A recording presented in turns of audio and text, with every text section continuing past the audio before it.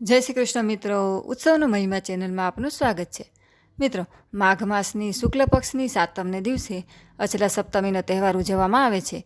અચલા સપ્તમીને રથ સપ્તમી, પુત્ર સપ્તમી, આરોગ્ય સપ્તમી, ભાનુ સપ્તમી તેમજ માઘી સપ્તમી પણ કહેવામાં આવે છે. એવું માનવામાં આવે છે કે આ દિવસથી સૂર્યદેવ પ્રગટ થયા હતા.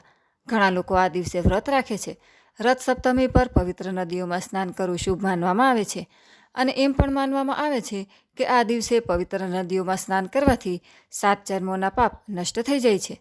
મિત્રો, આ વર્ષે માઘ માસની શુક્લ પક્ષની સાતમની તિથિ 15 ફેબ્રુઆરીના રોજ સવારે 10:12 થશે, જે બીજા દિવસે 16 ફેબ્રુઆરીના રોજ સવારે 8:55 સુધી રહેશે.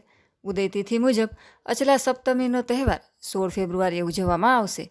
તેથી અચલા સપ્તમીનું વ્રત રાખનાર વ્યક્તિએ અચલા સપ્તમીનો ઉપવાસ 16 ફેબ્રુઆરીએ રાખવો જોઈએ. મિત્રો, હવે આપણે અચલા સપ્તમીનું વ્રત કઈ વ્યક્તિને ફાયદાકારક થઈ શકે તેના વિશે વાત કરીએ. જેમ કે પિતા સાથેનો સંબંધ મધુર ન હોય, બાળક સુખથી વંચિત રહેતા હોય, સ્વાસ્થ્ય ઘણીવાર ખરાબ રહેતું હોય, નોકરી અને કારકિર્દીમાં અડચણ આવતી હોય, શિક્ષણમાં અવરોધ આવતા હોય, વહીવટી ધંધામાં જવાનું સ્વપ્ન હોય. રથ સપ્તમી એટલે કે અચલા સપ્તમીનું વ્રત સૂર્ય સંબંધિત પરેશાનીઓમાં રાહત આપે છે. જે વ્યક્તિની કુંડળીમાં સૂર્યની સ્થિતિ નબળી હોય, જે વ્યક્તિની સૂર્યની મહાદશા હોય, તેમણે આ વ્રત અવશ્ય રાખવું. ધાર્મિક માન્યતા પ્રમાણે આ દિવસે સૂર્યદેવની પૂજા અને ઉપાસના કરવાથી વ્યક્તિને સુખ સમૃદ્ધિ મળે છે. કરિયર અને બિઝનેસમાં ઉન્નતિ થાય. નિસંતાન દંપતીની સંતાનની ઈચ્છા પૂર્ણ થાય છે. તે ઉપરાંત દાનનું મહત્ત્વ આ દિવસે ઘણું છે. તેથી ગરીબો અને જરૂરિયાતમંદોને તેમની ક્ષમતા પ્રમાણે વસ્તુઓ દાન કરવી જોઈએ. આ દિવસે પૂજા વિધિ માટે સૂર્યોદય પહેલાં બ્રહ્મ મુહૂર્તમાં ઉઠવું અને સ્નાન કરી પીળા વસ્ત્રો પહેરી અને સૂર્યને નમસ્કાર કરવા. સૂર્યદેવને અર્ધ્ય કરવાના પાણીમાં અક્ષત, તલ, દુર્ગા, ગંગાજળ વગેરે મિક્સ કરવું અને પછી સૂર્ય ભગવાનને જળ ચડાવવું.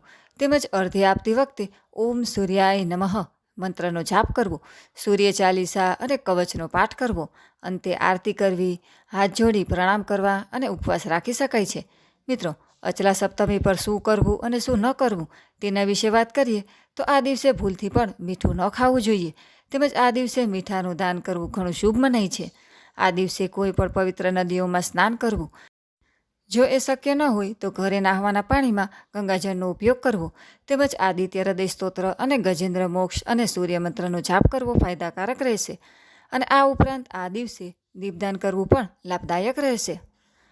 સ્ત્રીઓનું આ વ્રત કરવાથી કલ્યાણ થાય છે અને દેહ છૂટ્યા પછી સ્વર્ગની પ્રાપ્તિ થાય છે. અચલા સપ્તમીની વ્રત કથા આ પ્રમાણે છે. આ કથા પ્રમાણે એક વેશ્યાએ પોતાના જીવનમાં કોઈ દિવસ કાંઈ પણ દાન પુણ્ય નહોતા કર્યા.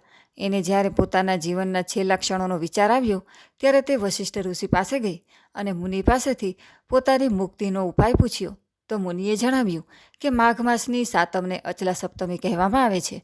આ દિવસે સૂર્યનું ધ્યાન કરવાથી, સ્નાન કરવાથી અને સૂરજને દીપનું દાન કરવાથી પુણ્ય પ્રાપ્ત થાય છે.